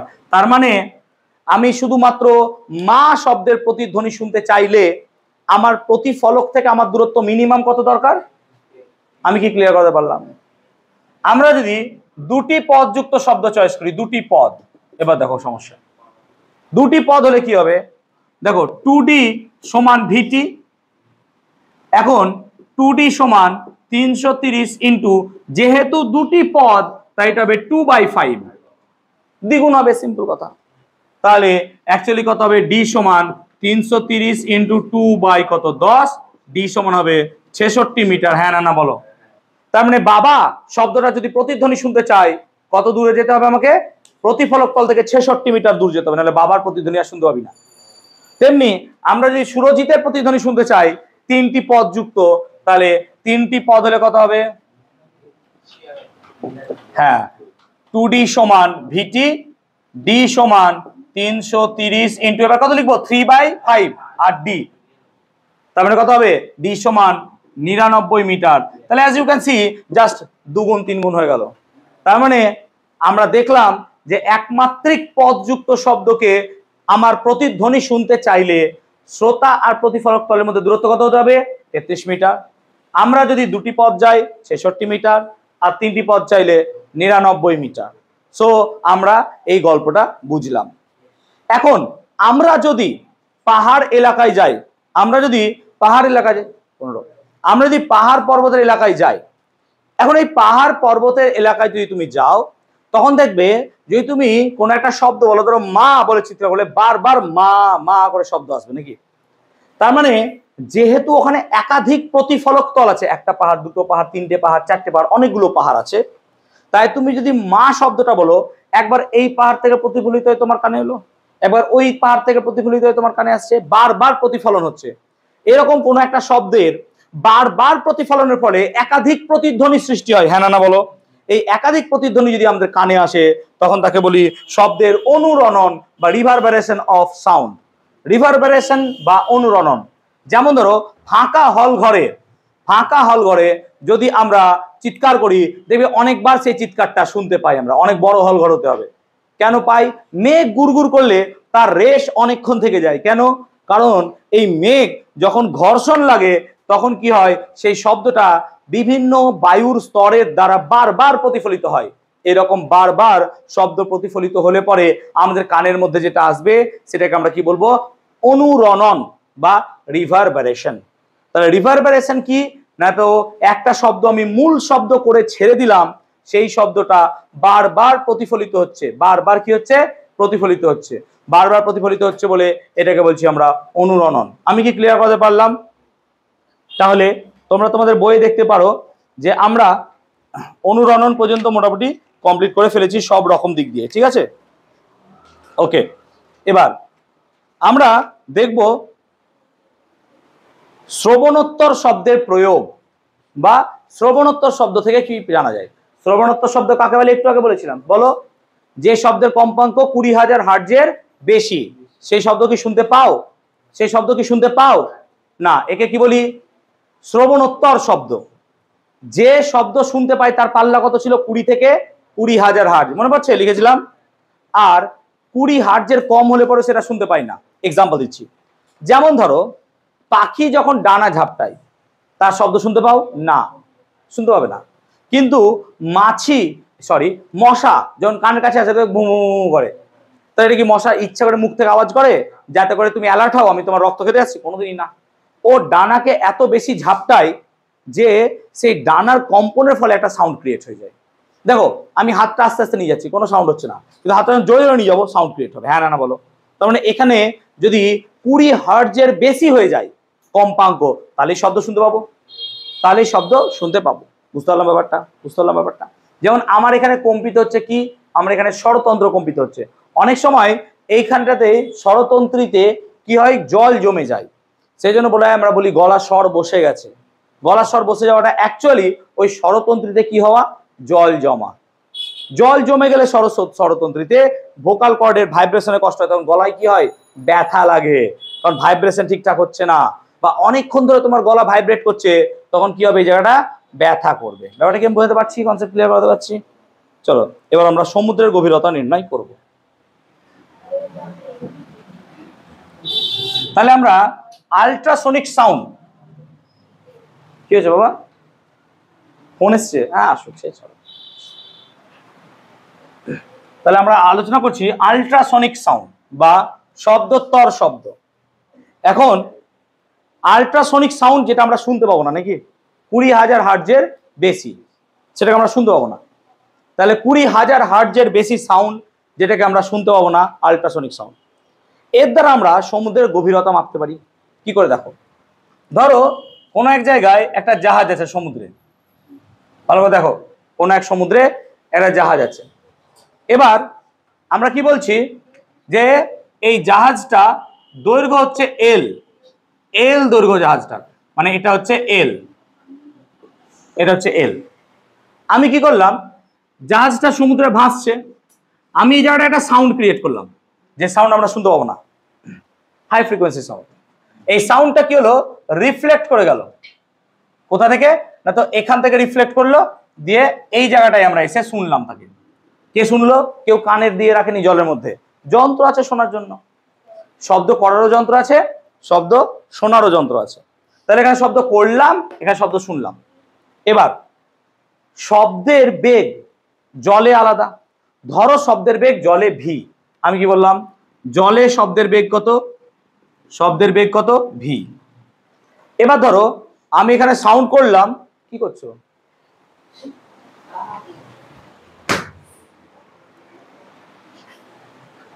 ধরো আমি এখানে সাউন্ড করলাম, এই সাউন্ডটা এখান থেকে রিফ্লেক্ট হলো, এটা কি, কোনো একটা সমুদ্রের তলদেশ, এখান থেকে রিফ্লেক্ট হয়ে এখানে এলো, আমি স্টপওয়াচ বন্ধ করলাম, তাতে টোটাল টাইম লাগলো টি, তাতে টোটাল টাইম কত লাগলো? টি। তার মানে শব্দ এখান থেকে এত দূর যে গেছে তাতে সময় কত লেগেছে? টি। তাহলে অতিক্রান্ত পথ, তাহলে অতিক্রান্ত পথ কি হবে? ভিটি। হ্যাঁ না বলো? কারণ পথ মানে কি, বেগ ইন্টু সময়, ভিটি। তাহলে এখান থেকে এটা যদি পুরোটা ভিটি হয়, তাহলে এখান থেকে এটাকে যদি ও ধরো, এটা এ ধরো, ও এ কি ভিটি বাই 2 হবে? হ্যাঁ না বলো? অবভিয়াসলি ভিটি বাই 2 হবে। আচ্ছা এটা যদি এল হয়, এটা কত হবে তাহলে স্যার? L by 2। আর এই গভীরতাটাকে ধরছি ডি। কোন সূত্র ইউজ করব? পিথাগোরাস। কি বার করতে হবে? গভীরতা ডি। তাহলে অতি স্কোয়ার সমান লম্ব স্কোয়ার প্লাস ভূমি স্কোয়ার। তাহলে লম্ব স্কোয়ার মানে কি হবে? অতি স্কোয়ার মাইনাস, বলো, অতি স্কোয়ার মাইনাস ভূমি স্কোয়ার, আর তার কি করতে হবে? রুট। বাস বেরিয়ে গেল আমার ইজিলি। কত সহজ ছিল। তাই তুমি শব্দের বেগ জানো ভি, কত সময় লেগেছে জানো, জাহাজের দৈর্ঘ্য জানো, সবই তো জানো, তাহলে ইজিলি বেরিয়ে গেল। ব্যাপারটা বলতে পারলাম। তাহলে সমুদ্রের গভীরতা নির্ণয় করা কতটা সহজ এই সাউন্ডের দ্বারা। সেটা তোমরা অনেক সময় ভাবো না, সমুদ্রের গভীরতা কি করে মেপেছে স্যার? এই তো প্রসেস মাপার, এই তো প্রসেস সমুদ্রের গভীরতা মাপার। বুঝতে পারলাম ব্যাপারটা? এবার বিমানের উচ্চতা, এটাও কি ফিতে দিয়ে মাপবো? না, এই প্রসেসে মাপতে পারবো। কিভাবে? দেখো ধরো এখানটাতে একটা বিমান আছে, আমি বিমান ভালো আঁকতে পারি না, হোয়াট এভার, এখানে ধরো একটা বিমান আছে, এই বিমানটা এখানটাতে একটা সাউন্ড করলো, এই সাউন্ডটা ধরো রিফ্লেক্ট করলো এই জায়গাটায়, আর রিফ্লেকশন হয়ে এখানে চলে গেল। এবার শব্দ তো পালিয়ে যাবে, তাহলে বিমানটাকে নিশ্চয়ই এখানে পৌঁছাতে হবে ধরার জন্য, হ্যাঁ না বল? তার মানে সেই মুহূর্তে ধরো বিমানটাও এখানে পৌঁছে গেল, শব্দটাকে ধরলো। এখন এখান থেকে বিমান এতটা পথ গেছে, এখন বিমানের ভেলোসিটি, বিমানের বেগ ধরছি আমি কত, স্মল ভি, আর বায়ুতে শব্দের বেগ আমি ধরছি ক্যাপিটাল ভি। এবার তুমি বলো, আমি এখান থেকে সাউন্ড করেছি, সাউন্ডটা এখানে গেল, মানে শব্দ এখান থেকে এভাবে যতটা টাইমে গেছে, প্লেনটাকেও তো এত ঠিক টাইমেই যেতে হবে। তার মানে এখান থেকে পুরো পথটা যদি ভিটি হয়, ক্যাপিটাল ভিটি, তাহলে এটা কত হবে, স্মল ভিটি, হ্যাঁ না বলো? কেন? অতিক্রান্ত পথ মানে কত, বেগ ইন্টু সময়, হ্যাঁ না বলো? তার মানে এই দুটো সময় কিন্তু সেম। তার মানে এই পথটা যদি ভিটি হয় ক্যাপিটাল ভি, তাহলে এটা কত হবে, ভিটি বাই 2। তাহলে এটা যদি ভিটি বাই 2 হয়, এটা কত হবে, ভিটি বাই 2, হবে না? হবে না? কেন? এই পুরো পথটা কি হবে, ভিটি, হ্যাঁ না বল? কেন ভিটি হবে? কারণ এরা দুজনই কত সময়ে গেছে, টি সময়ে। তাহলে এটা যদি টি সময় যায়, পথ কত, ভিটি। কেন? অতিক্রান্ত পথ মানে কি, বেগ ইন্টু সময়। সেকেন্ড চ্যাপ্টার ছিল পথ ইকুয়াল টু কি হয়, বেগ ইন্টু সময়। তাহলে এটারও পথ কত হবে, বেগ ইন্টু সময়। পুরো পথ যদি ভিটি হয়, হাফ পথ কত হবে, ভিটি বাই 2। এটারও পুরো পথ যদি ভিটি হয়, হাফ পথ কত হবে, ভিটি বাই 2। আমাকে বার করতে হবে কি, ডি। কোন সূত্র লাগাবো, পিথাগোরাস। তাহলে ডি সমান কত লিখবো, root over V square T square by 4 minus V square T square by 4। কত বাচ্চা জিনিস? তাহলে পিথাগোরাসের সাহায্যে কত সহজে আমরা কোনো বিমানের উচ্চতা বা কোনো একটা সমুদ্রের গভীরতা নির্ণয় করতে পারলাম। আমি কি ক্লিয়ার করাতে পারলাম দুটো জিনিস? এছাড়াও আল্ট্রাসোনিক সাউন্ড, এটা কি বুঝতে পারলাম ব্যাপারটা? বুঝতে গেছে? আল্ট্রাসোনিক সাউন্ড কাজে লাগে কিছু প্রাণীদের, যেমন বাদুড়, তিমি। এরা কি করে, বাদুড় মুখ থেকে আল্ট্রাসোনিক সাউন্ড ছাড়ে, এবার সেই সাউন্ডটা রিফ্লেক্ট হয়ে আবার ওর কানে আসে, তারপর ও নিজের দিশা বুঝতে পারে। বাদুড়ের চোখ ওয়েল ডেভেলপড নয়, ও ইকোলোকেশনকে কাজে লাগায়। ইকোলোকেশন মানে আমি এখান থেকে মুখ দিয়ে সাউন্ড ক্রিয়েট করছি, সেই সাউন্ডটা রিফ্লেক্ট হয়ে যদি আমার এখানে চলে আসে, আমি জানবো ওখানে কি আছে, বাধা আছে। বুঝতে পারছি ব্যাপারটা? সেই জন্য বাদুড় যদি কোনোদিন ঘরে ঢুকে যায় বা চামচিকে দেবে, ও গোল গোল করে ঘোরে। কেন গোল গোল করে? ও খুঁজে পায় না পথ, তো চোখে দেখে না ওইদিকে ফুটো আছে, যে ওদিক দিয়ে পালাবো। কিন্তু একটা পাখি দেখবে পালিয়ে যেতে পারবে, কারণ পাখির চোখ ওয়েল ডেভেলপড। সেই জন্য বাদুড়ের মোড় গোল গোল ঘুরে। কেন? ও লোকেশন খুঁজতে চাই, যে কোথায় আমার ছিদ্র আছে যার মধ্যে দিয়ে আমি বেরোতে পারবো, কিন্তু ও চোখে বেশি দেখতে পায় না। সেই জন্য ইকোলোকেশন। সেম তিমি এখান থেকে একটা সাউন্ড ছাড়লো, সেই সাউন্ডটা অনেক দূর পর্যন্ত গেল, দিয়ে আবার রিফ্লেক্ট হয়ে চলে এলো, ও বুঝবে ওই জায়গাটায় কি আছে, মাছ আছে, চল খেয়ে আসি, লাইক দিস। বুঝতে পারলাম ব্যাপারটা? আচ্ছা, এই জিনিসটাকে কি আমরা কাজে লাগাতে পারি? ইয়েস। কি করতে পারি?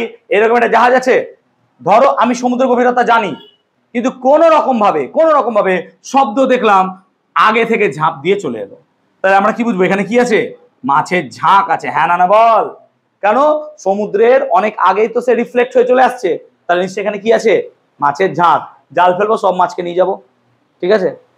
এই ঘটনাটাকে বলা হয় সোনার। কি বলা হয়? সোনার। Sound navigation and ranging. স্কুলে কোশ্চেন এইভাবে দিয়েছে, সোনারের এন মানে কি? তাহলে সোনারের ক্ষেত্রে এসও মানে সাউন্ড, এন মানে ন্যাভিগেশন, এ মানে অ্যান্ড, আর মানে রেঞ্জিং। তাহলে সোনারের কথাটা মানে সাউন্ড, নেভিগেশন অ্যান্ড রেঞ্জিং। আমি কি ক্লিয়ার করতে পারলাম ব্যাপারটা? তাহলে সোনার কথাটা বুঝলাম, তিমি বাদুড় কিভাবে কাজ করে আল্ট্রাসনিকে বুঝতে পারলাম, আমরা এগুলো বুঝতে পারলাম। চলে আসি শব্দের বৈশিষ্ট্য। শব্দের বৈশিষ্ট্য তিনটি। কি কি? একটাকে বলবো প্রাবল্য, একটাকে বলবো তীক্ষ্ণতা, আর একটাকে বলবো গুণ বা জাতি। একটু ভালো করে শোন। শব্দকে দুভাবে ভাগ করা হয়, একটা সুর যুক্ত, একটা সুর বর্জিত। সুরযুক্ত শব্দ কাকে বলে? কোকিলের সুন্দর শব্দ, সুরযুক্ত শব্দ। সুরবর্জিত শব্দ কাকের শব্দটাকে লাগে সুরবর্জিত শব্দ। লাইক বিয়ের আগে যার শব্দটা সুরযুক্ত ছিল, বিয়ের 2-3 বছর পর তার শব্দটা সুরবর্জিত শব্দ হয়ে যায় নাকি? প্রথমে হ্যাঁ গো শুনছে, হ্যাঁ বলো কি আছে, সুরযুক্ত শব্দ। লাইক লতা মঙ্গেশকর গান করছে, হ্যাঁ গো শুনছোতেই তাই লাগছে। কিন্তু আফটার 2 বছর ম্যারেজের পর শুনছো, আরে ভাগ শুনছো, কে শুনছো না, সুর বর্জিত শব্দ, লাইক আমরা অ্যাভয়েড করতে চাই সেই শব্দকে। যাক, কথাটা খারাপ, জোকস অ্যাপার্ট, আমরা জোকস আকারেই নিতে পারছি, প্লিজ মিম বানিয়ে দিও না, হোয়াটএভার। এখন আমরা লজিক ভাবছি কি, যে সুরযুক্ত শব্দ যেটা শুনতে ভালো লাগে। এখন যদি তুমি আমার মুখের গান শোনো, আর এখানে যদি অন্য কোনো একজন সুন্দর গায়কের গান শোনো, অবভিয়াসলি আমাকে ডিম ছুড়ে মারবে ন্যাচারালি, কারণ আমার অবভিয়াসলি সুরবর্জিত শব্দ হবে, ঠিক আছে। আর ওর গান শুনতে ভালো লাগবে, সুরযুক্ত শব্দ। তো সুরযুক্ত শব্দের সুর থাকবে, এটা শুনতে ভালো লাগবে। এই সুরযুক্ত শব্দের 3টে বৈশিষ্ট্য হবে, একটা হচ্ছে প্রাবল্য, ভালো করে বলছি, একটা তীক্ষ্ণতা, আর একটা হচ্ছে গুণ বা জাতি। শোনো ভালো, ধরো বাবা মার ঝগড়া লেগেছে, খুব ফ্যাকচুয়ালি বোঝাচ্ছি, ভালো করে বোঝো। বাবা মার ঝগড়া লেগেছে, ঠিক আছে। এবার তুমি দূর থেকে শুনছো, দেখবে বাবা মার ঝগড়াতে বাবার কথাটা না বুকে এসে লাগে, ভয় লাগে, এই বোধহয় গেল, এই বোধহয় একটা খুনোখুনি হয়ে গেল। কারণ কি, বাবার স্বরের লাউডনেস, জোরে শব্দ বলে বাবাকে, মা জোরে শব্দ বলে না, পরে আসছি। বাবার শব্দের জোর বেশি, গলার পাওয়ার বেশি, ক্ষমতা বেশি, তাই না? সেজন্য কোন শব্দ কতটা জোরালো সেটা বোঝা যায় তার প্রাবল্যর দ্বারা। যেমন আমি এখানে যত জোরে চিৎকার করতে পারবো, চিল্লাতে পারবো, আমার পাওয়ার যেরকম জেনারেট করতে পারবো, একটা মেয়ে হয়তো অতটা জেনারেট করতে পারবে না পাওয়ার। কেন? কারণ প্রাবল্য ডিপেন্ড করছে, সরি, এই তোমার প্রাবল্য ডিপেন্ড করছে তীব্রতার উপর, আবার তীব্রতা ডিপেন্ড করে কার উপর? বিস্তারের উপর। তীব্রতা কাকে বলে? কোন একটা শব্দ শক্তি কোন একটা একক ক্ষেত্রফলের উপর প্রতি সেকেন্ডে যতটা পরিমাণ শক্তি প্রদান করে তাকে বলে তার তীব্রতা, ইন্টেন্সিটি। আমার ঘরে লাইট জ্বলছে, এইটা 20 ওয়াটের এলইডি। আচ্ছা, আমি যদি 100 ওয়াটের এলইডি দিতাম কি হতো? তীব্রতা অনেক বেড়ে যেত, হ্যাঁ না বল? ওদিকে চোখ দিতেই পারতাম না। তাহলে তীব্রতা অনেক কি হয়ে যাচ্ছে? বেড়ে যাচ্ছে। তীব্রতা বাড়ছে মানে কি? শক্তি বাড়ছে, হ্যাঁ না বলো? এই শক্তিটা বাড়ে কেন? কারণ তার প্রাবল্য বা বিস্তার বেশি। বিস্তার কাকে বলে? কোন একটা তরঙ্গ যতটা দূর যায়, হ্যাঁ না বল? বুঝিয়েছিলাম বিস্তার। এবার যত বেশি দূরে যাবে তার শক্তি তত বেশি হবে। দেখো, এত দূর থেকে ছাড়ি এইরকম ভাবে দূরবে, হ্যাঁ না বল? তার শক্তি কি হয়ে গেল? বেড়ে গেল। তাহলে কোন একটা শব্দের তীব্রতা তার বিস্তারের বর্গের সমানুপাতিক। আই রিপিট, কোন একটা শব্দের তীব্রতা, ইন্টেন্সিটি, তার বিস্তারের বর্গের সমানুপাতিক। ক্লিয়ার হলো কনসেপ্টটা? এবার শুধু বিস্তার নয়, সনকের আকার যদি বড় হয়, ধরো একটা ছোট্ট সুরশলাকা নিয়েছে, একটা বড় সুরশলাকা, একে আওয়াজ করলে যা শব্দ পাবো, একে ধরলে আরো জোরে শব্দ পাবো, ঠিক আছে। দূরত্বের ওপর নির্ভর করে, আমি যত কাছাকাছি থাকবো আমার শব্দ তত বেশি জোরালো লাগবে। আমি এখানে বলছি, আমার এখানে তুমি যতটা জোরালো শব্দ পাচ্ছ, ওই লাস্টের ওই দিকে থাকলে অত জোরালো শব্দ পাবে না, দূরত্ব বেশি হয়ে যাচ্ছে। তার মানে প্রাবল্য বলতে বোঝাচ্ছি লাউডনেস, যে কোনো একটা শব্দ কতটা জোরালো, কতটা জোরে আমার কানে আসছে। এবার তুমি নিশ্চয়ই জানো তোমার বাবার শব্দের জোর বেশি, অবভিয়াসলি জোর বেশি, ভয় লাগে বাবার শব্দকে, ঠিক আছে, ভয় লাগে। এবার ধরো সেম বাবা মার ঝগড়া, আমি কি প্রাবল্য বুঝাতে পারলাম ব্যাপারটা, কনসেপ্টটা? এইটা ভালো বুঝছি নাকি? ওকে, এবার আসছে তীক্ষ্ণতা। দেখবে বাবা মার ঝগড়ায় মায়ের কথা কানে এসে বেশি লাগে। আমরা মাকে একটা কথা, বেশি খ্যাক খ্যাক করো না। বাবাকে আমরা কোনদিন বলি না বাবা খ্যাক খ্যাক করো না, বাবা বলে ভয় লেগে যায়, বুকে এসে লাগে, রে বাবা, রে বাবা, বাবা বলছে। কিন্তু মায়ের কথা খ্যাক খ্যাকলা করে, আমরা বলি যে বেশি খ্যাক খ্যাক করো না। সেজন্য মেয়েদের একটা বাজে স্বভাব হচ্ছে, বা বাজে একটা ঘটনা, যে মেয়েরা ঝগড়া করে। ছেলেরা অনেক বেশি ঝগড়া করতে পারে, ছেলেরা প্রচুর ঝগড়া করতে পারে, শুধু বদনাম হয় মেয়েরা। কেন? তার রিজন হচ্ছে মেয়েদের গলার তীক্ষ্ণতা, পিচ অনেক বেশি। কোন একটা সুর খাদ না চড়া, খাদ না চড়া মানে তোমাকে উদাহরণ দিলে তুমি বুঝতে পারবে। তুমি যদি গান শোনো, যদি রাহাত ফতে আলী খানের গান শোনো, নাম শোনোনি? রাহাত ফতে আলী খান, ও তো খুব চড়া সুরে গান করে। আচ্ছা, সোনু নিগমের গান নিয়ে নাও, সোনু নিগমের গান শুনেছো আশা করছি। সোনু নিগমের দেখবে অভি মুঝমে কাহি, ওই গানটা আছে না, ওই গানের যে চড়াটা দিয়েছে, টান, ওটা কি হয়? পিচ অনেক হাই হয় গানটা। কিন্তু তুমি সেম গান দেখবে, আমরা যদি গান করতে যাই অত টানতে পারবো না গান। আমি সবচেয়ে ভালো উদাহরণ দিতে পারি, রাহাত ফাতেহ খানের কোনো যদি গান শোনো, আর নর্মাল যে কোনো একটা সিঙ্গারের গান শুনবে, সিঙ্গিং এর জগতে বলা হয় যে নর্মাল সিঙ্গারের যেখানে পিচ শেষ হয়, রাহাত ফাতেহ খান সেখানে শুরু করে গান করা, মানে ওর পিচ এত হাই থাকে, ওই গান তোলা খুব মুশকিল হয়। কেন? এটা ওর জন্মগত, যে ওইভাবে পেয়েছে গানের গলা, ঠিক আছে। তবে রাহাত ফাতেহ খানের গানের মিষ্টতা কম, অন্য সিঙ্গারদের মিষ্টতা বেশি। হোয়াটএভার, সেটা তার পার্সোনাল চয়েস, এটা আমার পার্সোনাল চয়েস। আমার মনে হয়, আমি কোনো সিঙ্গারকে খারাপ বা ছোট বলছি না, আমি উদাহরণ দিচ্ছি বোঝানোর জন্য, যে আমাদের পিচ মানে কি মায়ের গলা, মায়ের গলা দূর থেকে এলে বুঝবো এটা মায়ের গলা, মানে মনে হবে ওখানে মেয়েরা ঝগড়া করছে, কিন্তু ছেলেরা ঝগড়া করলে ওই জায়গাটা মনে হচ্ছে খুন খারাপ হয়ে যাচ্ছে, ভয় লাগে। আর মেয়েদের ঝগড়া আমার মনে হয় যে না এনজয় করি ব্যাপারটা, দাঁড়িয়ে 2 মিনিট দেখি যে কি হচ্ছে ব্যাপারটা, লাইক দিস, আমরা এইভাবে জিনিসটাকে এনজয় করি। তো তীক্ষ্ণতা বলতে বোঝায় কোন সুর চড়া কোন সুর খাদ, ঠিক আছে? যদি তুমি ট্রেনে যাতায়াত করো, মেয়েদের কামড়াতে তো ঝগড়া হয়, তুমি খালি ছেলেদের কামড়ায় গিয়ে দেবে কত ঝগড়া হয়, দাদা পা লেগে গেছে পাটা সরান, দাদা হাতটা কোথায়, হাত ঠিক করে রাখুন, লাইক দিস, ঠিক আছে? আস্তে এই নিয়ে ঝগড়া হয়। কারণ আমি যাই ট্রেনে, আমি এক্সপিরিয়েন্স করেছি, তখন আমি ভাবলাম যে তা সত্ত্বেও দেখছি মেয়েদের কামড়ার পেছনে মেয়েদের কানে আওয়াজ বেশি জোরে আসছে, যেন মেয়েদের তীক্ষ্ণতা অনেক বেশি হয়। তুমি লতা মঙ্গেশকরের তীক্ষ্ণতার সাথে আমার তীক্ষ্ণতা বা এদের তীক্ষ্ণতা তুলনা করতেই পারবে না, তীক্ষ্ণতা লেভেলই আলাদা। আমি কি কনসেপ্টটা ক্লিয়ার করতে পেরেছি? তীক্ষ্ণতা মানে হাই শব্দ, কতটা জোরে, কতটা মানে লাইক দিছে যে ক্যাক ক্যাক করছে কতটা, আমরা বাংলা ভাষায় বলি যে কতটা জোরে ক্যাক ক্যাক করছে মেয়েটা, লাইক দিস, তাই না? আস্তে ক্লিয়ার করতে পেরেছি? আচ্ছা, এরপর হচ্ছে সুর বা এই গুণ বা জাতি। আচ্ছা, আমাদের যে কনসার্ট হচ্ছিল, আমাদের কনসার্ট বলতে আমাদের যে প্রোগ্রাম হলো, প্রোগ্রামের শেষে যে আমরা মোটামুটি বিভিন্ন ইনস্ট্রুমেন্ট পাচ্ছিল। আচ্ছা, তোমরা গিটারের সাউন্ড ধরতে পেরেছিলে, এটা গিটার অবভিয়াসলি। আচ্ছা, সেখানে যদি পিয়ানো বাজে তুমি বুঝতে পারলে এটা পিয়ানো বাজছে অবভিয়াসলি। যদি ড্রাম বাজে তুমি বুঝতে পারবে এটা ড্রাম বাজছে। এইটাকে বলে গুণ বা জাতি।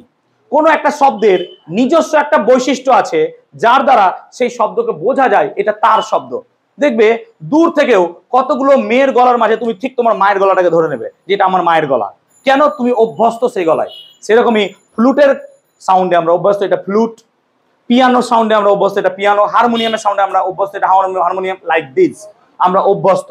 তাহলে এটাকে বলবো গুণ বা জাতি। আমি কি ক্লিয়ার করতে পারলাম? আমি কি ক্লিয়ার করতে পেরেছি? ওকে, এবার পড়বো আমরা সরগম।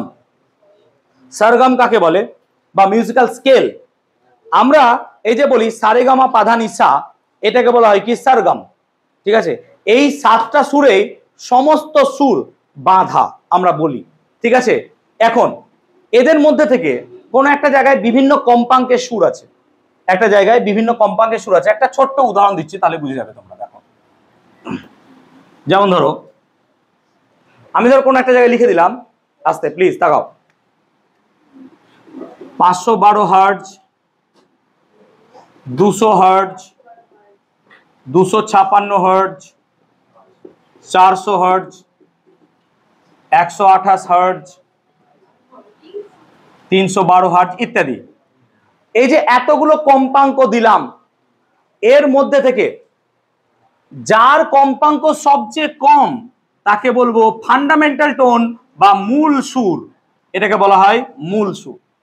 তাহলে কতগুলো কম্পাঙ্কের মধ্যে যার কম্পাঙ্ক সবচেয়ে কম তাকে কি বলবো? মূল সুর। এবার বাকি সমস্ত সুরকে বলবো কি? উপসুর।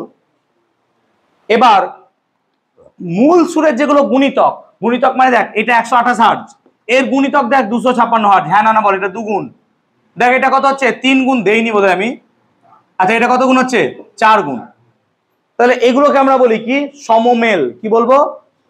তো এটাকে বলবো প্রথম সমমেল, এটাকে বলবো দ্বিতীয় সমমেল। তৃতীয় সমমেল আছে? নাই। এটা কত নম্বর? চতুর্থ সমমেল, যেগুলো গুণিতক। এখন এটা 128 হার্জ, এটা তার দ্বিগুণ 256 হার্জ, এটাকে এর অষ্টক বলবো। কি বলবো? অষ্টক, অক্টেভ। যেমন ধর তোরা সারেগামা পাধানিসা যখন প্র্যাকটিস করিস, আমরা প্র্যাকটিস এইভাবে করি, দেখ সারেগামা পাধানিসা, লাইক দিস। আমরা এই সাটাকে বলি সা, ওই সাটাকে বলি সা। তাহলে এই সা থেকে ওই সা যে গেলাম, এটা এই নিচের সাটা হচ্ছে 128 হার্জ, লাইক সা। আর ওই সাটাতে গেলাম সা, তাহলে ওটা হলো 256 হার্জ, ডবল হয়ে যায়। এটা বলি অক্টেভ, অষ্টক, উঠে যাওয়া, একটা সুর উপরে উঠলাম। এরকম করে আমি যত সুর উপরে উঠবো, গিটারে দেখবে ফ্রেটস আছে, ফ্রেটসের যত নিচের দিকে নামবে তোমার সুর আরো চড়া হতে থাকবে, টিউন আরো ফাইন হতে থাকবে। হারমোনিয়ামেও তাই হবে, তুমি দেখবে তাই হয়। তাহলে মিউজিক্যাল স্কেলের ক্ষেত্রে আমাদের এটা কিন্তু ধারণা রাখতে হয়। ক্লিয়ার হয়েছে? ক্লিয়ার হয়েছে কনসেপ্টটা? চলে আসি শব্দ দূষণ, লাস্ট টপিক আমাদের। শব্দ দূষণ নিয়ে বলার আমার বেশি কিছু নেই, তোমরা নিজেরাই পড়তে পারবে। শব্দ দূষণ, শব্দ দূষণ মাইকের থেকে হয়, এর থেকে হয়। শব্দ দূষণ অ্যানয়িং। অ্যানয়িং মানে বিরক্তিকর। ধরো সামনে পুজো আসছে, অবভিয়াসলি একটা টাইমে প্রথম দুদিন খুব ভালো লাগে ভাই, গান বাজছে বাজছে, তারপর দিন যেন বিরক্ত লাগতে লাগে। কারণ কি, এই একই গান কতবার শুনবো, আর কত রাত আমি একা থাকবো, আরে ভাই এই গান আর কত শুনবো, লাইক দিস, আর ভালো লাগে না শুনতে, তাই না? ঠিক আছে, সো এই গানগুলোই তো বাজে মোটামুটি, ঠিক আছে। আর একটা গান, তোমার খোলা হাওয়া, এই টাইপের গান বাজে, আমি অভ্যস্ত, এই তো কিছুদিন পর শুরু হবেই, তো কত আর শুনবো, বিরক্ত চলে আসে, একটা অ্যানয়িং চলে আসে। এবার দেখ, সেই জায়গাটায় সাউন্ডটা যদি একটু কম হতো, মিষ্টি হতো, তাহলে শুনতে ভালো লাগতো। সবসময় কানে হেডফোন লাগিয়ে সবসময় রকিং, আজ ক্লাস নাই, ক্লাস করবি না আজকে? কেন?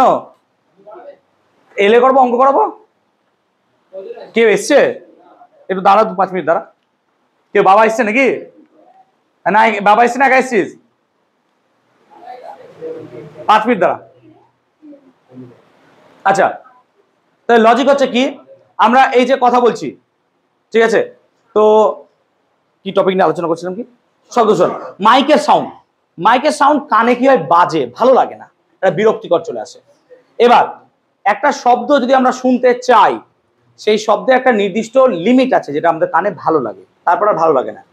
এটাকে বলি শব্দের আমরা তীব্রতা। শব্দের তীব্রতা মাপক এককের নাম হচ্ছে ডেসিবেল বা বেল, বিজ্ঞানী গ্রাহাম বেলের নাম অনুসারে লেখা হয়েছে, বেল বা ডেসিবেল। যেমন 45 ডেসিবেল পর্যন্ত শব্দ আমাদের কানে খুব ভালো লাগে, ঠিক আছে, নর্মাল। কিন্তু 45 ডেসিবেলের পর যদি শব্দ আসে, সেটাকে আমাদেরকে বিরক্ত লাগতে শুরু করে। 65 ডেসিবেল, 80 ডেসিবেল, 90 ডেসিবেল, এগুলো শব্দ খুব বিরক্তিকর। বজ্রপাতের শব্দ প্রায় 100 ডেসিবেল, একটা জেট প্লেন যদি মাথার উপর দিয়ে চলে যায় 120 ডেসিবেল।